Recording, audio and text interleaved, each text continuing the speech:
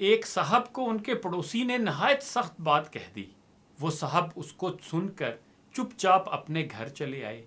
اس کے بیٹے کو جب اس کی خبر ہوئی تو وہ بہت بگڑا کہ اس شخص کی کیسے ہمت ہوئی کہ وہ میرے باپ کو اس طرح ذلیل کرے۔ وہ کہنے لگا کہ میں اس کو سبق سکھاتا ہوں تاکہ آئندہ وہ کبھی ایسی ہمت نہ کرے۔ باپ نے بیٹے کو ٹھنڈا کیا۔ باپ نے کہا کہ آخر اس نے ایک لفظ ہی تو کہا ہے، اس نے مجھے کوئی پتھر تو نہیں مارا، پھر اس میں ہمارا کیا نقصان ہے؟ اس نے اگر اپنی زبان خراب کی ہے تو ہم اپنی زبان کیوں خراب کریں؟ کچھ دنوں بعد خود پڑوسی کو شرمندگی ہوئی۔ اس نے آ کر اپنی غلطی کی معافی مانگی اور آئندہ کے لیے اس کا رویہ بھی بہتر ہو گیا۔